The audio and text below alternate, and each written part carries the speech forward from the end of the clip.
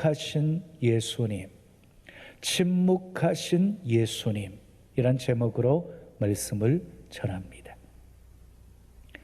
주인공이 말 한마디 하지 않고 출연한 영화가 있습니다. 지브로란 영화입니다. 그 영화의 주인공은 말 한마디 못하는 할머니였습니다. 사실 그 할머니는 그 동네에 살고 있는 분이었습니다.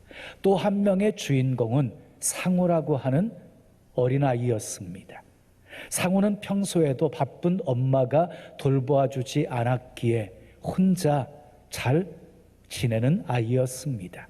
그러나 상우가 정말 견디기 힘들었던 것은 TV도 인터넷도 연결되어지지 않은 산골에서 말 한마디 하지 못하는 할머니와 함께 살아가는 것이었습니다. 산골 생활 초기에 상우는 도시에서 가져온 오락기에서 나오는 익숙한 웽웽거리는 그 전자음으로 위안을 얻습니다. 그러나 그 실증을 느낀 상우는 로봇 그리고 그림 엽서를 보면서 혼잣말 하는 것으로 침묵을 몰아내려고 애씁니다.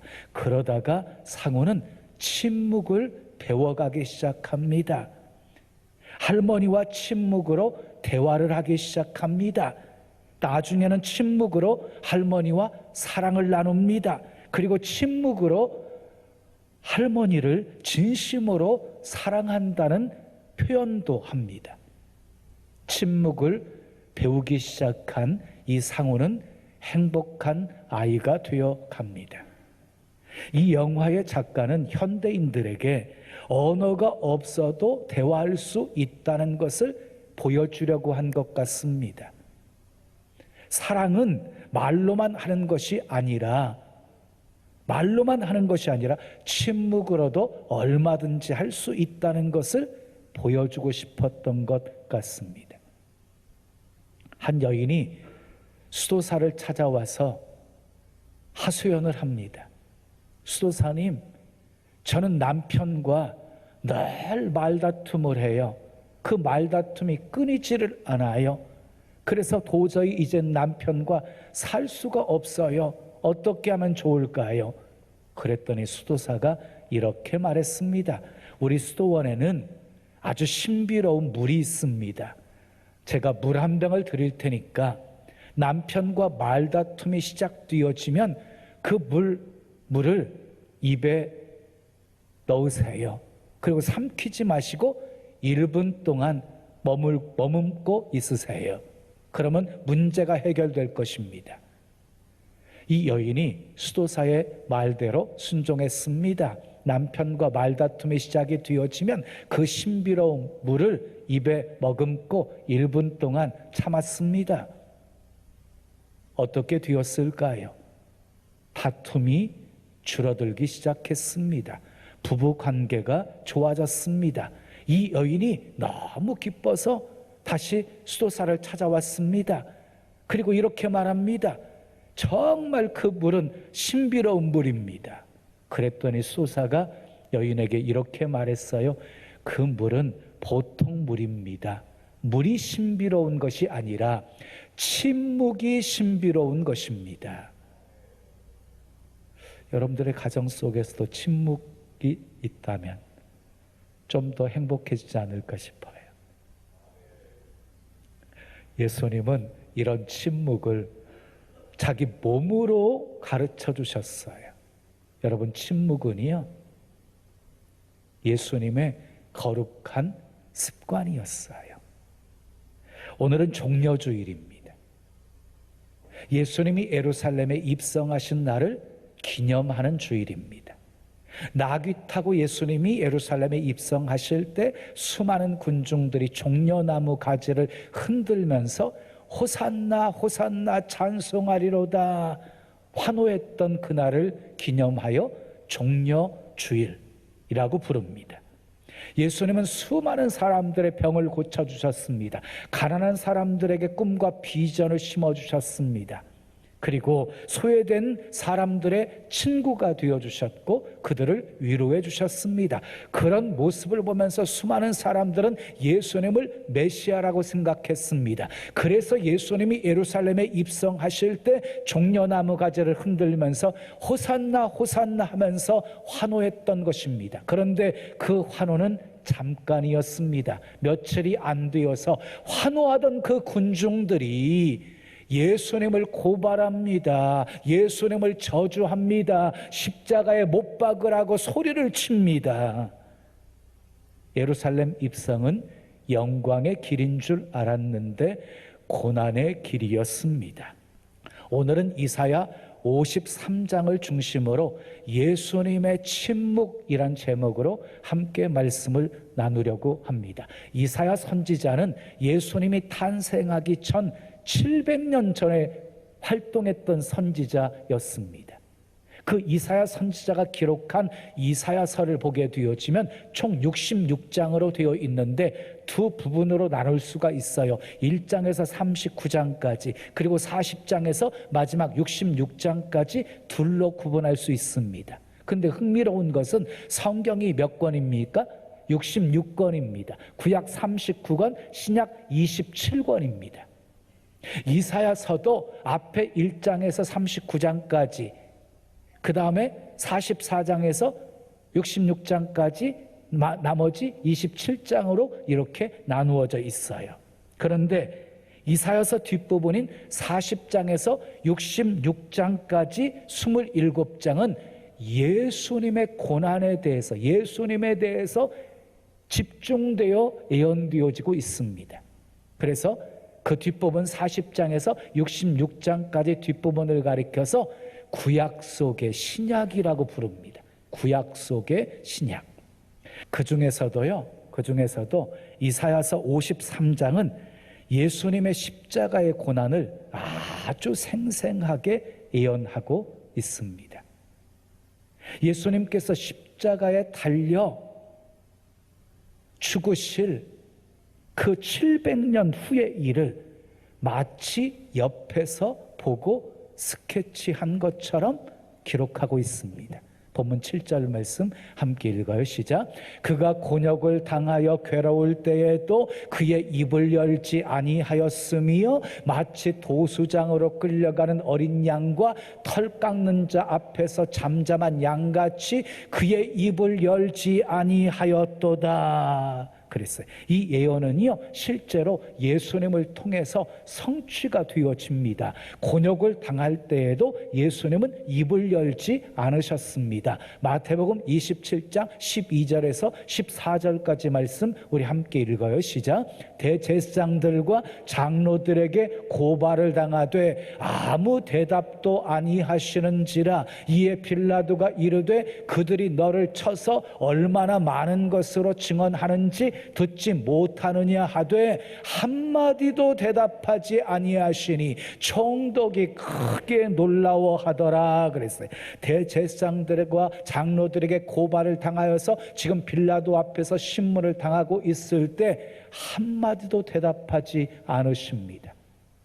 침묵으로 일관하십니다. 당시 유대 나라는 식민지 국가였어요. 그래서 사형에 관련된 권한은요 로마 정부에 있었어요.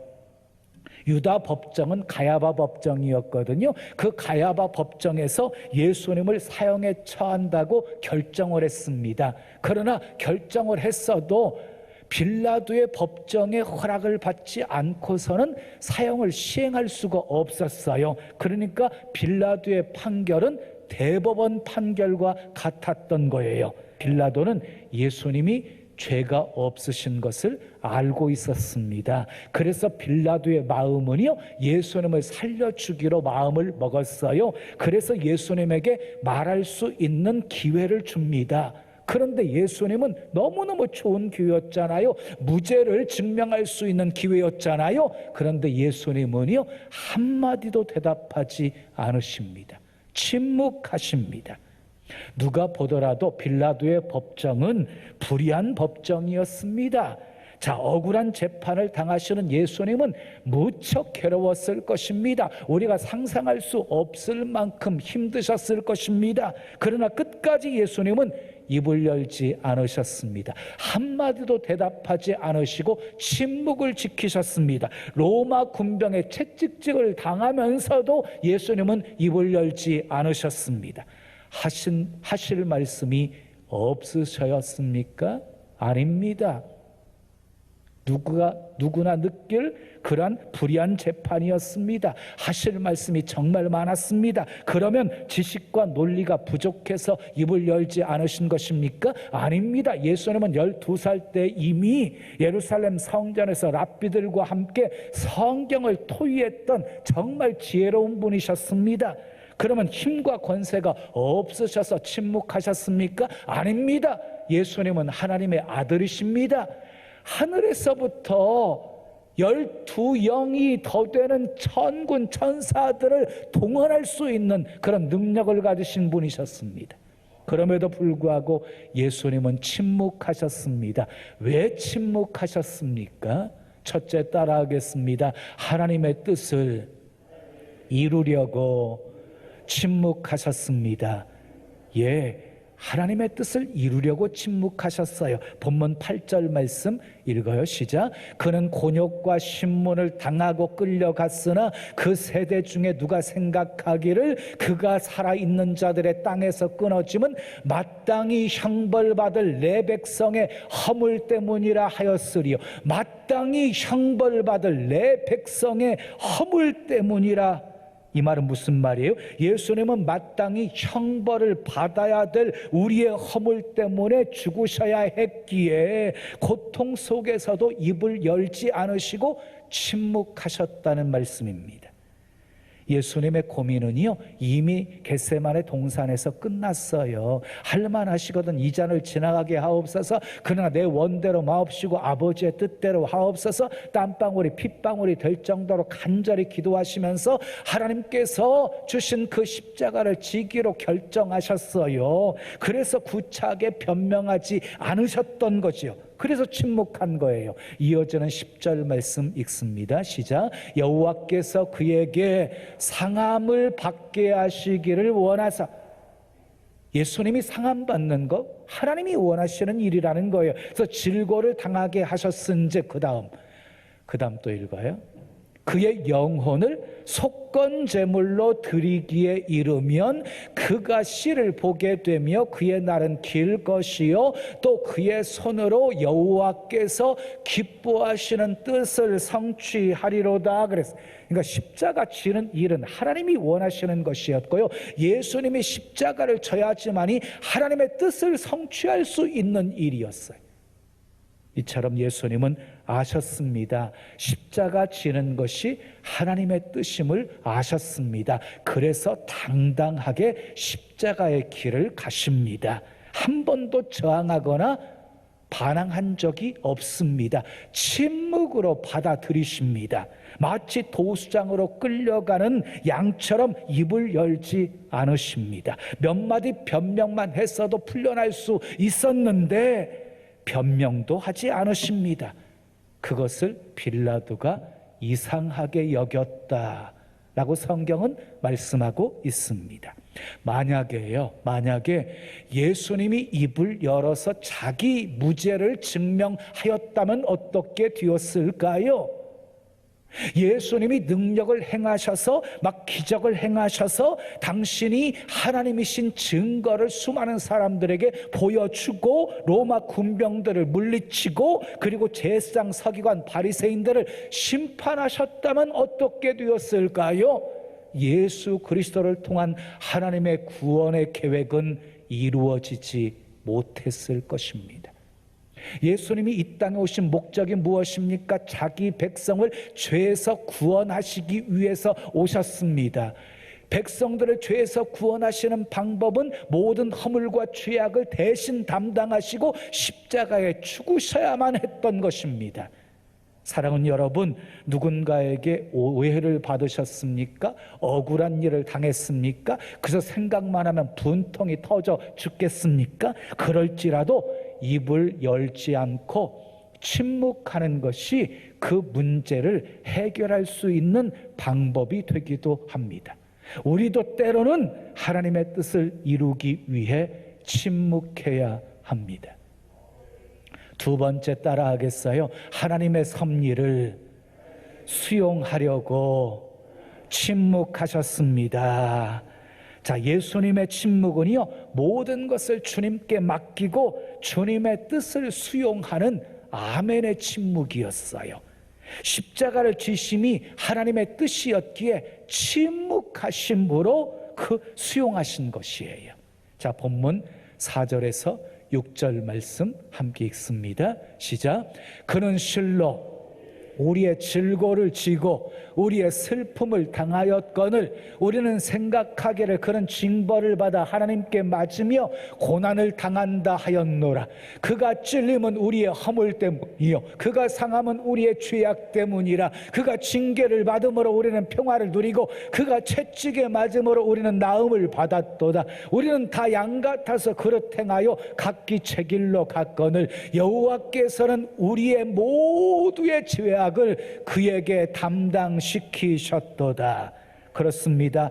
예수님은 우리의 질고를 지셨습니다. 우리의 슬픔을 당하셨습니다. 예수님의 찔림은 우리의 허물 때문입니다. 예수님의 상함은 우리의 죄악 때문입니다. 예수님이 징계를 받음으로 우리가 평화를 누리게 되었고 예수님이 채찍에 맞음으로 우리가 나음을 입게 되었습니다. 예수님이 나의 죄값을 대신 치르기 위해 십자가를 지신 것입니다. 내가 받아야 될 형벌을 예수님이 대신 받으신 것입니다. 그래서 입을 열지 않으셨습니다. 마치 도수장으로 끌려가는 어린 양처럼, 털 깎는 어린 양처럼 그냥 잠잠히 침묵하셨습니다. 내 죄 문제를 해결할 수 있는 방법이 그것밖에 없었기 때문입니다. 내가 하나님의 백성이 될 수 있게 하는 방법이 그것밖에 없었기 때문입니다. 마지막 세 번째 따라하겠습니다. 그러나 꼭 해야 할 말은 하셨습니다. 예수님께서 침묵하셨다는 말은요, 한마디도 말씀을 하지 않으셨다는 말이 아니에요. 무죄를 입증할 수 있는데 한마디도 대답지 않으시고 침묵하셨다는 말이에요. 사람들이 예수님을 죽이기 위해 빌라도에게 고발했는데요, 그 죄목은 두 가지였어요. 두 가지. 누가복음 22장 70절 71절 말씀에 보면 다 이르되 그러면 내가 하나님의 아들이냐 대답하되 너희들이 내가 그라고 말하고 있느니라. 그들이 이르되 어찌 더 증거를 요구하리요 우리가 친히 그 입에서 들었노라 하더라. 또 이어지는 누가복음 23장 1절 2절 말씀에 무리가 다 일어나 예수를 빌라도에게 끌고 가서 고발하여 이르되 우리가 이 사람을 보매 우리 백성을 미혹하고 가이사에게 세금 바치는 것을 금하며 자칭 왕 그리스도라 하더이다 하니.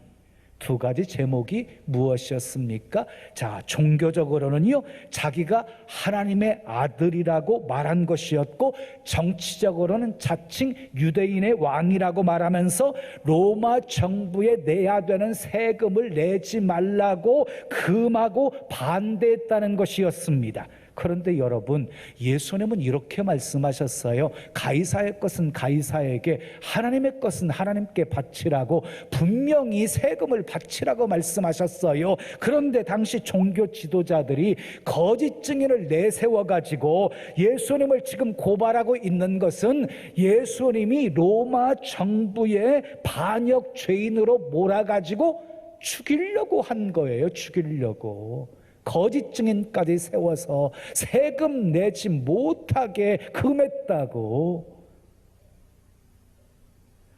빌라도가 예수님에게요, 내가 유대인의 왕이냐 라고 신문하실 때 계속해서 입을 닫고 침묵하셨던 예수님이 입을 열어서 이렇게 말씀하십니다. 내 말이 옳도다. 왕이심을 인정한 것입니다. 그래서 고난이 가중이 되어집니다. 예수님의 몸에는 무자비한 채찍질이 가해지게 되어지고 예수님의 어깨에는 무거운 십자가가 메어져서 골고다를 향해서 몇 번씩 쓰러지면서 형장으로 끌려가셔야만 했습니다. 밤이 맞도록 기도하셨고 밤이 맞도록 신문을 받으셨고 살점이 떨어져 나가는 채찍질을 당하셨고 그래서 기진맥진한 상태에서 십자가까지 메었으니 감당하기가 힘드셨지요. 그래서 마침내 예수님이 쓰러지고 맙니다. 예수님이 더 이상 십자가를 질 수 없게 되어지자 지나가는 구레네 사람 시몬에게 대신 지고 가게 할 정도로 예수님은 초죽음이 되었습니다.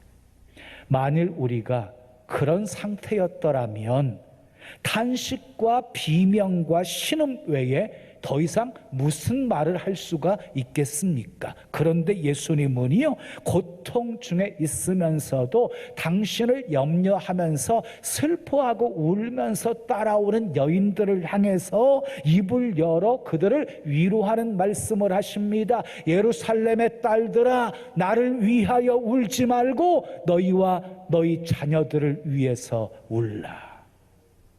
또한 예수님이 십자가에 못 박히심으로 십자가상에서 고난이 절정일 때 십자가 아래에서는 구경하는 로마 병정들과 수많은 사람들의 비웃음과 조롱소리가 가득했습니다. 그런 상황에서 예수님은 침묵을 깨시고 원수들에 대한 용서를 구하는 기도를 드리십니다. 아버지여, 저희를 사하여 주옵소서.